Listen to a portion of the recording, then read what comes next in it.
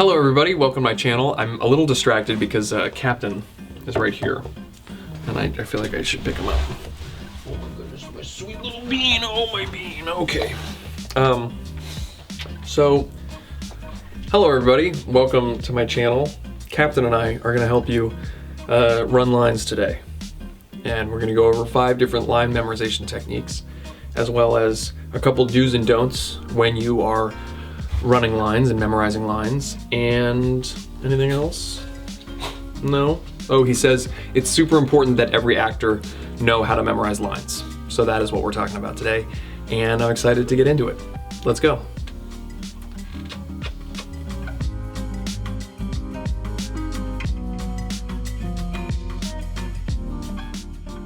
Technique number 1. Run it alone. This is probably what I do for 90% of my auditions. It's super important that you understand how to run lines by yourself. The first thing I do when I'm running lines by myself is I analyze the breakdown and the script and any other information that the casting director has given to me. I really go through what exactly my character is saying, what they mean, what the other characters are saying, all that other stuff. It's important that you read everything you're given. If you need some help analyzing a script, I made a video all about that and I'll link it down below. It is seriously super helpful, worth checking out. So once you know what you're talking about in your scene, then I want you to rehearse it in a private setting. If this is impossible because someone else is in the room, ask for them to put headphones on. Whatever it is to just allow you to feel like you can express yourself while you're running lines. I don't want you to feel like you're encumbered by anything or that someone could judge you. That's just not a good place to work in. When you run lines by yourself, I also want you to focus on what the other characters are saying. Acting is reacting. Acting is listening and responding in a conversation. Acting is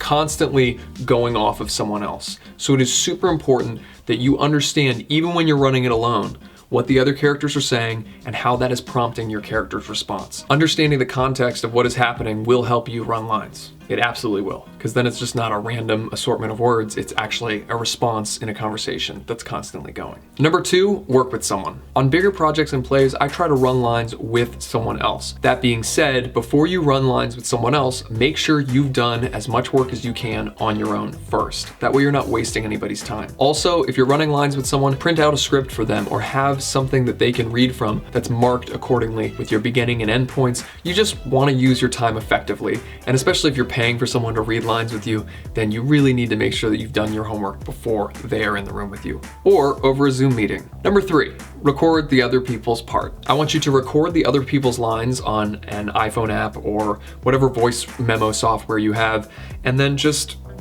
run it back and just keep practicing with that recording of the other people's lines. I made the mistake of telling the police that. It was a mistake. You want the right guy to pay for this. But we know who the right guy is. Did she say anything else? The great thing about that is it's a great way to run lines by yourself. It's cost effective because it doesn't cost anything and you can just get reps in like crazy. All right, number 4, the next technique is writing the lines down. For some people, this is their go-to way to run lines. For me, it isn't, but this is all about finding out what works for you. So you could try running your lines by writing them all down.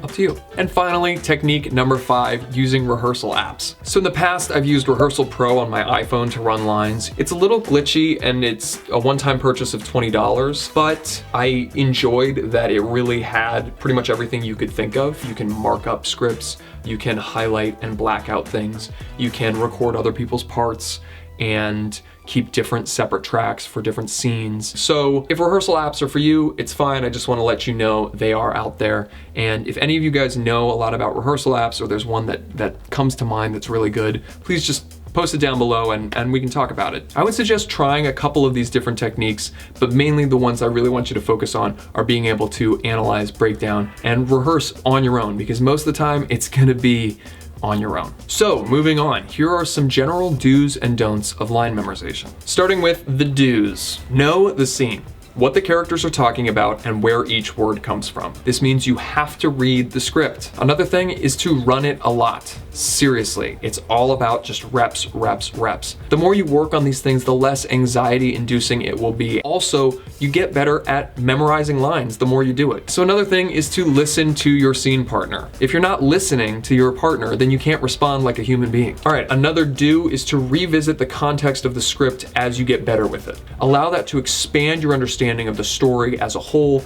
and of the scene and of the characters, and that way you're just even more studied on what is happening and what part of the story you play. And another do is just to find out what works for you. For me, it helps me if I do smaller chunks throughout the day, which is why I usually take scripts that I need to learn with me while I'm walking my dogs. And it also really helps for me to move. I love to move just in general, but I also will like occasionally just pace the driveway, or I'll throw a ball while I'm running lines. It's all that kind of stuff. It's all about finding what works for you. All right, so that is it for our do's. Here are a couple don'ts. Don't be drunk or high when you rehearse. It's just a waste of time. Don't listen to distracting music.